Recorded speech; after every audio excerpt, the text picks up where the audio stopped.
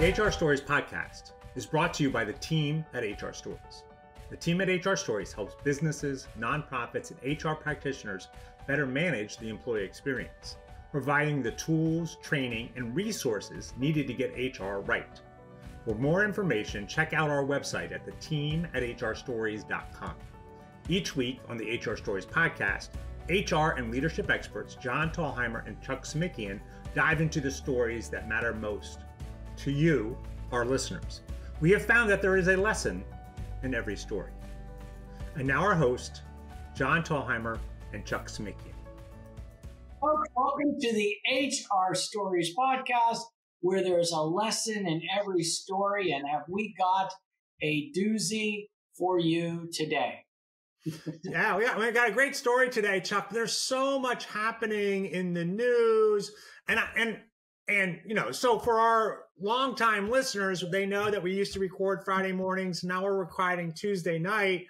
And today I spent the whole day teaching a payroll law seminar for one of our clients, Chuck. And I will tell you, really fascinating, lots of great questions, people asking about like, oh, how do I deal with this? And I had this situation with this supervisor. It was interesting. One of the ones, Chuck, questions was their work week was Saturday to Friday. Yes. And Sunday was a day off. And so we were talking about overtime, and they're like, well, what if they work Sunday? Do they get overtime for that Sunday? I'm like, well, they don't get overtime for that Sunday, but they would get overtime starting on Thursday. Because then you would get over the 40 hours, right? Assuming they're working an 8-hour work shift. Yes. Right. And it was fascinating because I worked for a company that had Tuesday to Monday was our week. But it was a theater. We were off on Mondays typically. So, you know, kind of plays out. And so I was just like, oh, wow, I never thought about a Saturday to Friday work week. But again, right, 7 consecutive days in a row, doesn't matter what that is. So. Yeah. So it's interesting that you're getting these questions in payroll class, because and the reason we're recording on Tuesdays evening is because Chuck stepped away from the world of full-time consulting back into a full-time job. I'm going to take one more run at the HR director chair, having a great time down here in the Florida Keys on the islands of Isle Morada in the Florida Keys. But our resort, John, is Saturday through Friday. Oh, okay. And it's funny, we just had this conversation today with a department head that has a traditional Monday through Friday schedule. But one of his employees likes to pick up banquet shifts on Saturday and Sunday. So he works a banquet on Saturday, Sunday, which would know, hey, that's a great idea. But then Monday, day 3, Tuesday, day 4, Wednesday, day 5. So now by the time Thursday and Friday come around, this employee is an hourly employee is on overtime. Yeah. Because and when you think about it, it's like, but I just picked up a shift on, no, guess what? And so wherever the overtime goes from 40 to 41, wherever you're working, and this person is making bank because their regular, like, full-time job, Monday through Friday, at an hourly rate is pretty high compared to their survey. Yeah. Oh, wow. So, I didn't think about that. Yeah, so it is crazy, quirky stuff about overtime, but that's the way it works. Yeah, right. Yeah, and so again, right, and so and making those decisions as an owner, like, okay, what is going to be our weekly schedule? Really can be very strategic, and what's the plan, and how do we deal with that? I think we think a lot of times, well, office, we're Monday to Friday, so we're going to do Monday through Sunday, and that's the way we are. But you're working for a place that's 24/7. It's a resort, so it's going to be like, hey, what makes the most sense in terms of doing that over the long term? So it's fascinating for sure. So, John, you got any news today? Anything sticking out at you that you want to share with our listeners? Well, one thing that I read an article on HR Dive, and they're talking about salary transparency, right? And so back in, I think it was 2021, Colorado passed a big law saying that anybody that's posting a job needs to post the salary and benefits for that job, right? So what's the range, all that kind of stuff, and it needs to be there. So any company that has one employee in that company, and that company could be remote, like there could be a remote employee, needs to post the dollar amount in there. And so the article is just basically saying that because they started it, other states have followed it.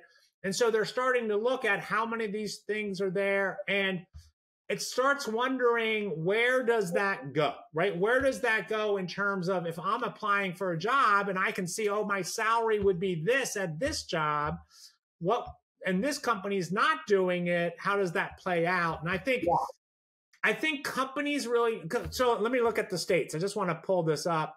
Where was it? Now I'm not gonna be able to find it in the article, but Colorado, then California, New York, Washington, and Washington, D.C. We're waiting for Virginia to do it. Connecticut, Maryland, Nevada, and Rhode Island also have some kind of transparency laws. A little different there that is in the interview process. And so I do think, how can we make that a strategic advantage? Right? Mm-hmm. Versus hiding it, how can we be like, hey, this is where we want to be. We're going to do it. This is going to be the benefit for you. And I think it's great for employees for sure. And we'll definitely want to talk about that on our employee podcast. But I do think it's going to be interesting to see how that plays out for companies across the United States. Like, am I going to do it? Am I not going to do it? How do I kind of play with that? Yeah, I mean, right now on Indeed, you want to post a job on Indeed, most companies have to put the salary range, especially if you're recruiting in one of those states. And yeah, it's the wave of how things are going to be. So companies just need to adapt.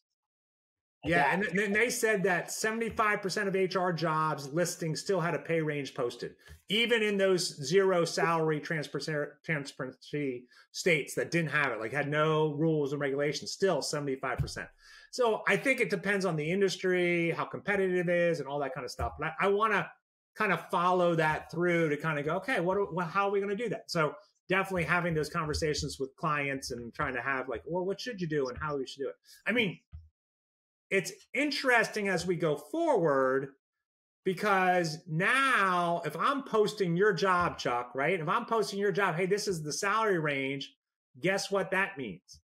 Every single person in the organization will know what your range is. Now, most big companies have levels, right? Salary tiers. And so everyone knows, oh, they're in that salary tier. Oh, this is where they make. Those tiers are pretty wide. And so it does sort of open it up. Yeah, it does. Yeah, it'll be interesting to see as things progress, where we go from there. Yeah. What do you have? What stories do you have? What are you working on? What have you found out there? Well, I would say that last year we talked about employee housing and Cedar Point. And where I am right now, we have employee housing. There's a resort on Captiva Island in Florida. They have employee housing, and Cedar Point had employee housing. And a lot of times when you have the employee housing, a lot of times, it's for the younger crowd, the college students coming in, that sort of thing. But more and more, and even here at my current resort, we have a number of people that are older. They come from other countries, and they're willing to live in this dormitory style housing. Saves them money. They save the money. They send it back home. And so it works for them. Cedar Point had something like that, but they said, guess what? To stay in company housing, you had to be a certain age or younger. You had to be 30 years old or younger, no older than 30 years old. And they got sued for that. And it was an age discrimination lawsuit. It wasn't a very big settlement. It was $50,000, but they did have to open up the housing to people that were older than 30, and they changed that before this lawsuit, finalized. But I always thought that was interesting. We talked about it last year on one of our podcasts. I thought I would just follow back up with that.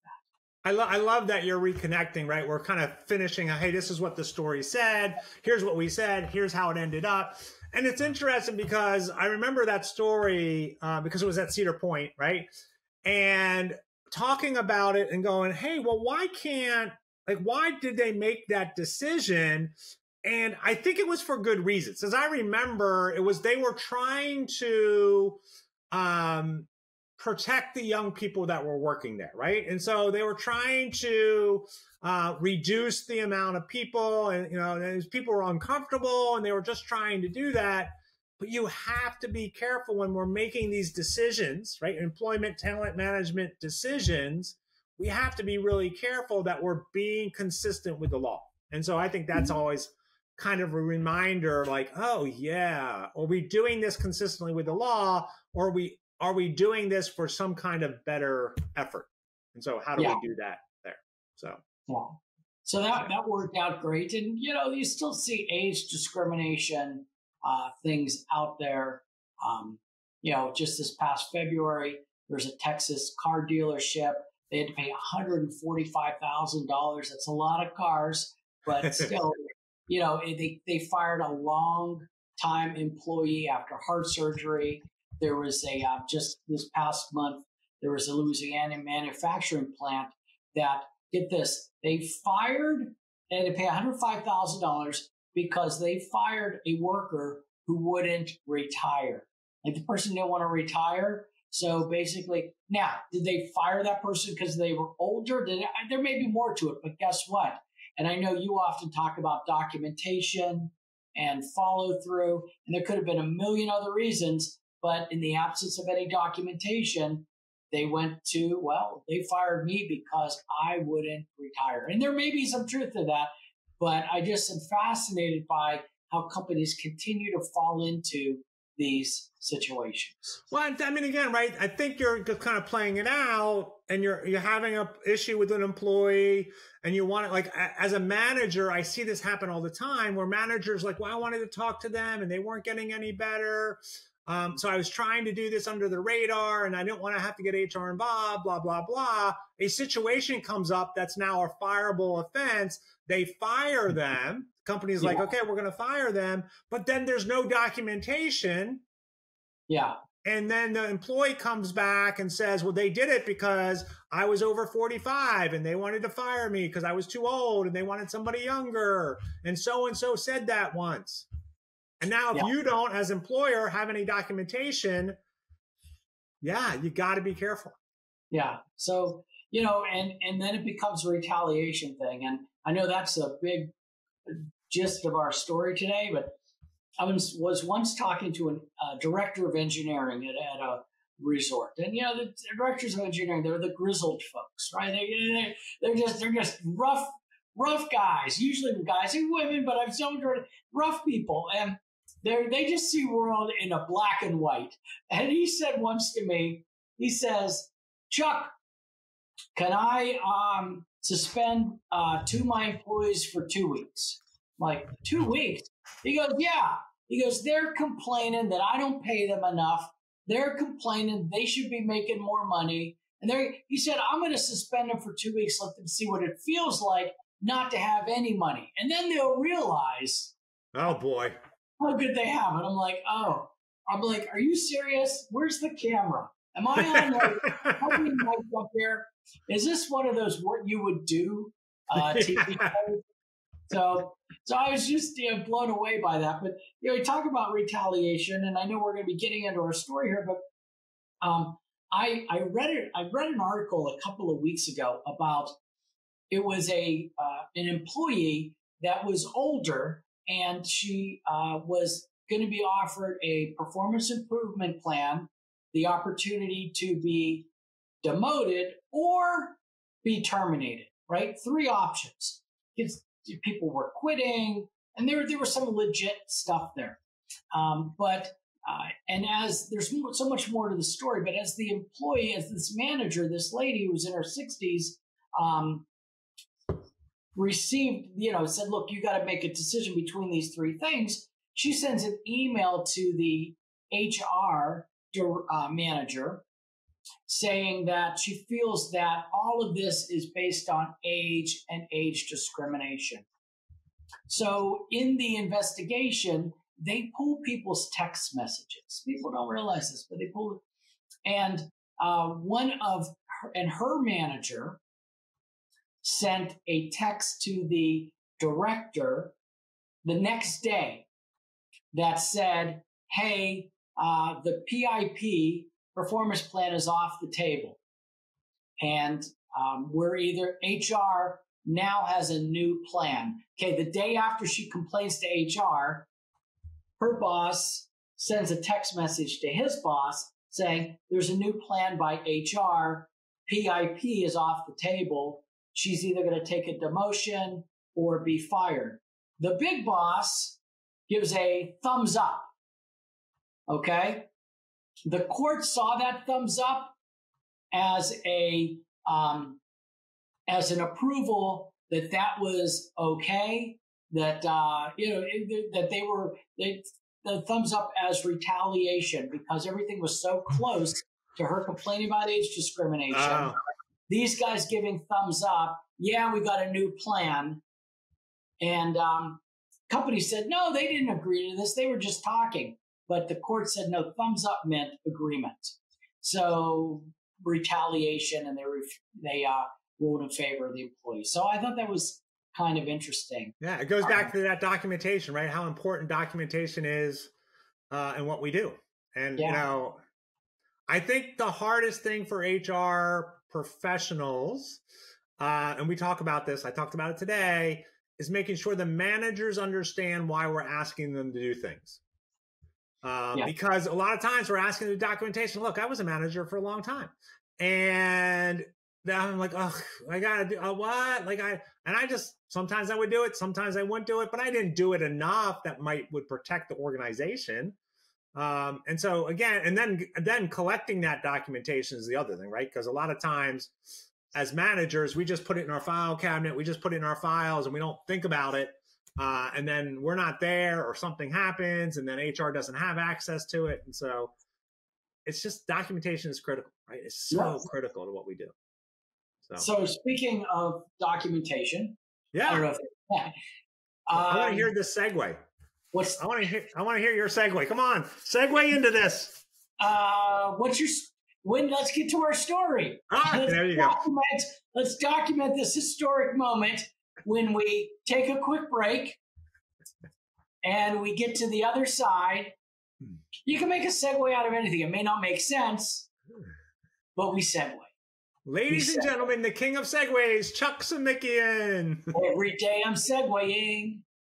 Okay. Well, look, here's what I want to talk about, Chuck. I want to talk, as you mentioned earlier, I want to talk about retaliation and what it means in the workplace. I love it. Folks, you've been listening to the HR Stories podcast, where there's a lesson in every story. We'll see you on the other side of this quick, important message. Hi, it's me, John, from the team at HR Stories. We are often asked, how do I get better at HR? The simple answer is by practicing it.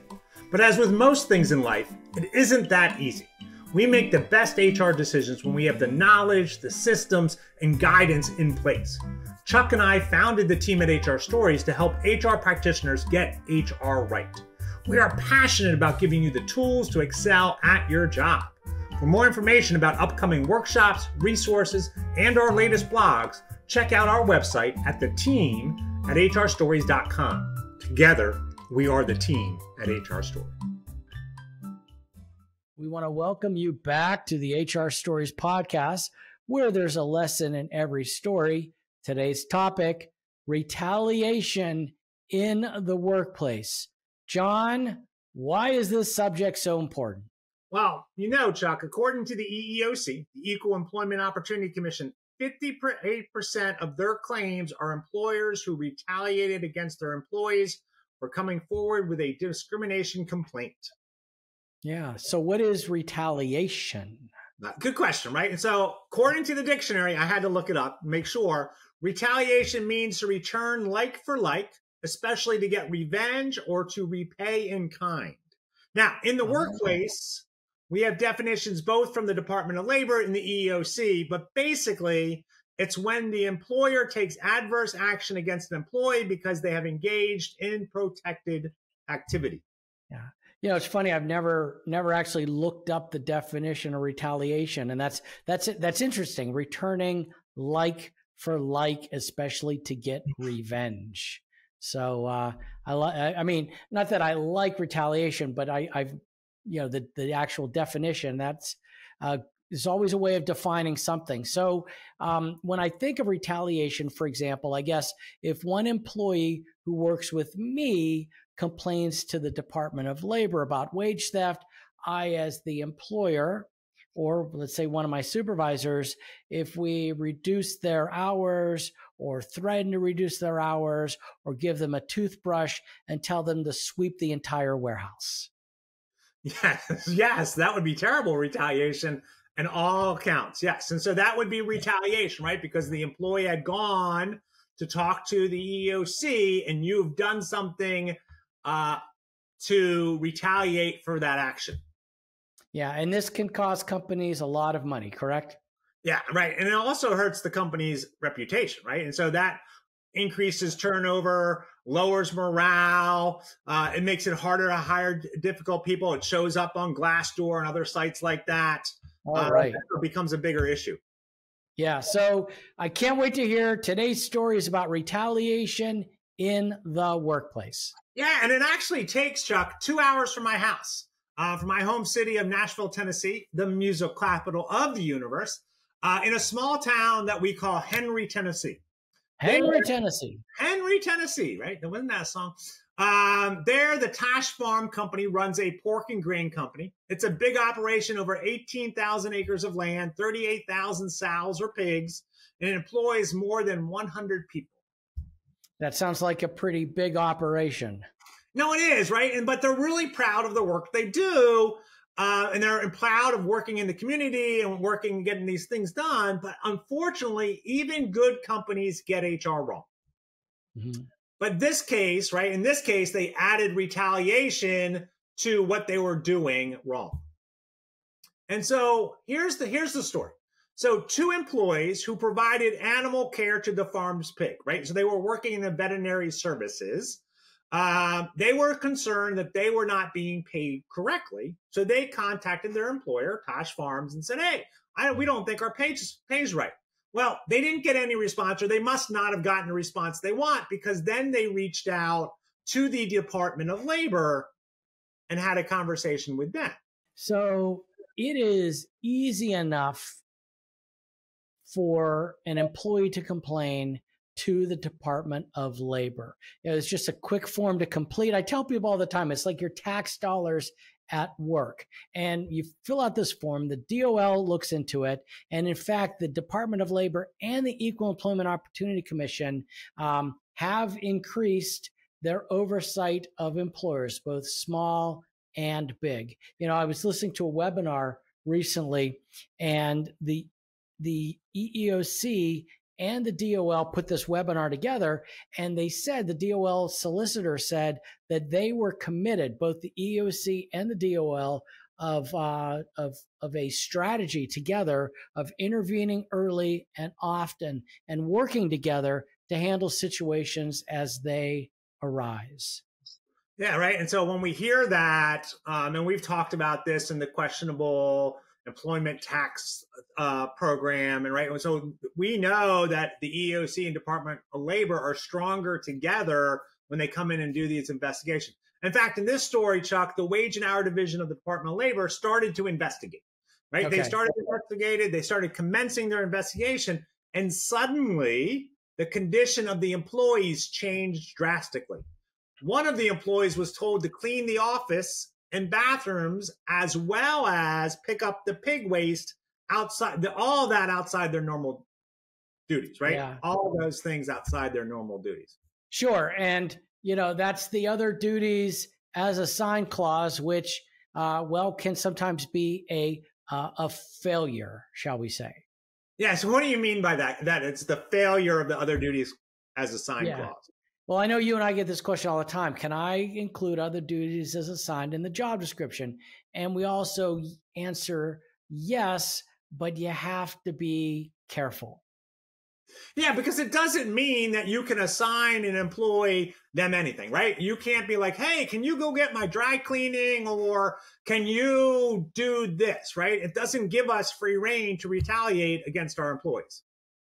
Yeah, especially if it's something so far out of their job description and like cleaning pig waste. And normally you're doing, I don't know, accounting. And it's like, okay, it kind of looks like you're trying to get back at me now. But I'm curious what happened to these two employees. Well, so they were forced, right, to sign a document forbidding them from speaking to other employees about their pay. Ah, there we go. Protected concerted activity. And as we have often talked about on the podcast, you know, the NLRB Section 7, employees have the right to talk to their coworkers about pay. Yeah, it's so true, and we should be paying attention to that. I think we've kind of nailed that in the podcast. We really talked about it, but if you don't, please reach out to us and ask us any questions you have about that. But here, Chuck, another employee even faced worse retaliation. Okay, really? Really? When you think it can't get worse than cleaning up pig waste. So one of the employees was asked to meet with the management team and threatened with termination. When he returned to his workstation, there was a severed pig's head. Like on his, like in his work area, on his desk, his chair? Yes.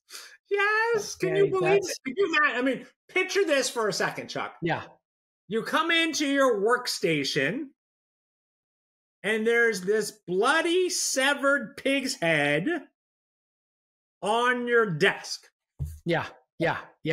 Okay. That's great. That's fantastic. That's a little sick. I mean, I think about the movie The Godfather, the severed head in the bed, the guy getting out, blood everywhere. I mean, I can't imagine. The other thing I'm thinking, not only is it sick, but like, who's cleaning that up off the desk? I mean, there's just everything wrong about that. Right. Everything wrong. And so the regional solicitor of the Department of Labor, Tremel Howard, said, Tosh Pork's appalling actions and clear attempts to intimidate and retaliate against its employees will not be tolerated in their lawsuit. That's what he said in his lawsuit. Yeah, and I'm with him. I'm with him on that. So do we know who put the pig's head there? Did that ever come out? Does it matter? I guess if it wasn't any individual acting on behalf of the organization, it would be retaliation. But if it was a prank, I don't know. I mean, yeah, what do you think? Yeah, I think it's a good point, right? I mean, again, we don't know. There wasn't anything in the lawsuit that said the management team put it there. Okay. We don't know. Maybe a supervisor put it there, trying to retaliation. But what if it was just another coworker that maybe they play pranks like that all the time? It was just sort of like, ha, and it got caught up in that, right? And so, again, this is an ongoing investigation. We'll see how the company and the Department of Labor handle or settle this situation. But that's not the end of the story. Oh, okay. There's more? Of course there's more. I can't give you that small story, not go into the big part, right? As you know from experience, when the Department of Labor comes into an organization, they don't just stop at the complaint. They want to make sure all the employees are safe. Everyone, either whether inside the country, outside the country, they want to make sure everyone is protected. Yeah. So that sounds like a visa issue, like an H-2A, H-2B, H-2A visa. Yeah, absolutely. Right. And so in this case, the company failed to meet the employment requirement for an H-2A visa and didn't properly house the individuals who were on the permit. Yeah, those visas, the Department of State and Department of Labor really have very, very specific requirements when you get approved to those. So it sounds like it just keeps adding up for these for the Tosh folks. Yeah, it did. And it really did. Let me ask you something, Chuck. So as a director of HR for a large resort, how would you feel if your name was associated in a Department of Labor news release?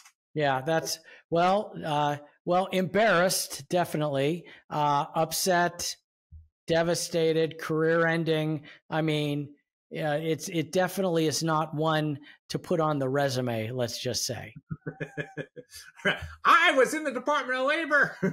Yeah. Hey, they say any publicity is good publicity, but yeah. So this is what's happening to the HR manager at Tosh Pork, right? And so she and the company were sued to stop them from retaliating against their employees. Yeah, and I know when you're training, John, you emphasize that HR people are the employer in the court's eyes, and we can be subject to fines and penalties, especially if we violate the law on purpose. Yeah, absolutely. Right. Absolutely. And we need to be aware of that. So I know you're always good with this, but what are the things we should avoid to avoid retaliation claims against us and the company? Yeah, so let's go back to the definition of retaliation, right? According to the Department of Labor, retaliation occurs when an employer, including through a manager, supervisor, administrator, or other agent, takes an adverse action against an employee because they engage in protected activities. Also, the EEOC, Equal Employment Opportunity, says this: retaliation occurs when an employer takes a material adverse action because of an applicant or employee asserts rights protected by the EEO laws.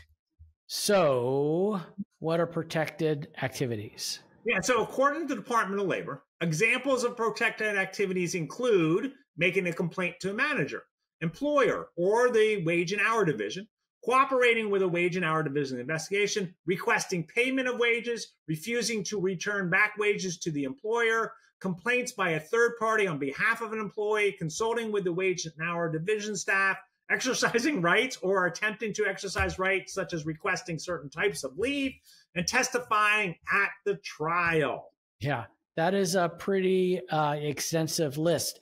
And that's the Department of Labor. I would think it's the same with the EEOC, or there are different ideas about protected activities. Yeah, and so it's slightly different. The rules and the policies that made these two agencies are slightly different. The EEOC says an employer cannot punish an applicant or an employee for filing an EEO complaint, serving as a witness, or participating in other way in the EEO matter.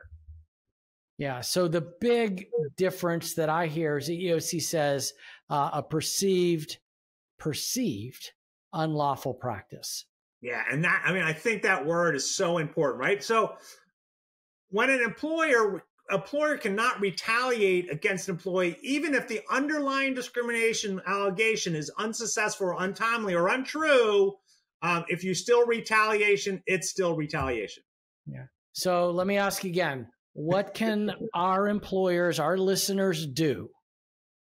Yeah, first, don't do anything that would make one of your employees want to contact a federal agency. I remember you and I, when we were having a podcast, we were having a conversation, you were talking about how important it is to keep these situations in-house. And I don't mean like, don't let them go out there and do that, but making sure that organizations, that the employee has a place to go, which is typically HR, right? Has a place to go to have that before they reach out to the DEO, EEOC, OSHA, NLRB, any of them. So that's the first thing. Second, the employees should be made to voice their concerns in-house and feel like they've been heard, right? So we have to make sure that even if they're unfounded, that they know that they've been heard and we have done our investigation, we've looked at it, we've done that. And finally, if a government agency does come knocking at your door to do an audit investigation, get legal representation and then listen, be curious. If you're in the wrong, admit it, pay the fines, and create a strategy not to do it again. Yeah, that's great advice. You know, I've seen so many of these lawsuits where a company is so set that they were so right and they refuse the mediation, or they can't reach an agreement, a mediation, and then ultimately they lose. So really consider the mediation process. And one of the last things I would add is you said, admit it, pay the fines, and is really emphasize that create a strategy not to do it again. Yeah, I think that's good. And I think one of the team at HR Stories does really well to help out is we provide companies and organizations with confidential audits so you can be prepared, right? So our listeners can be compared and go, okay, right. It's better to be audited by somebody like us, an HR consultant, than by a government agency and go, oh, yeah, right? And so it's always better to do that. Yeah. Also joining our HR Team of One Facebook community helps. Not only do you get advice from, hundreds of, there's thousands on this. There's almost 4,000, but there are definitely several hundred that are very, very active, other HR professionals who are dealing with similar circumstances. But you also get it, from John and I, because we like to go in and we like to monitor and see what's going on too. So it's fun to see that you're not the only one out there with similar problems. Yeah, and I think sometimes you feel it, like especially in your department of one, maybe you've never dealt with a pig's head on your desk, right? And so you're not sure, what do I do? One of my employees did this, how do I handle it? And so, but I do think, and we hear, Chuck, right? We hear in our conversations with these individuals, I'm the only one. Bosses aren't listening to me, employees aren't listening to me. And that's where I think it's really powerful to go to the Team of HR One Community Facebook group, reach out to us and have these conversations so you feel, okay, I'm not the only one. Other companies are experiencing that there. And I think we do a good job telling about those experiences on the podcast. Please share our podcast with all your HR friends and family. Next week, we will be answering your questions. So thank you for listening to the HR Stories podcast, where there is a lesson in every story. Thank you for listening to the HR Stories podcast. The material presented in this podcast is for informational purposes only. Chuck and John always recommend using an employment lawyer or HR consultant to handle any legal concerns or HR issues. We do our best to double check sources and make sure the information we are providing is accurate. We may eliminate or embellish without changing the basic narrative to make the story easier to understand. In certain circumstances, we may change identifying information to protect the innocent. The HR Stories broadcast is brought to you by the team at HR Stories. The team at HR Stories is designed to help anyone with HR responsibilities be better at managing the employee experience. To engage with us, go to the hrstoriesteam.com and learn more about how the team at HR Stories can support your business or nonprofit. Thank you for listening to the HR Stories podcast, where there is a lesson in every story.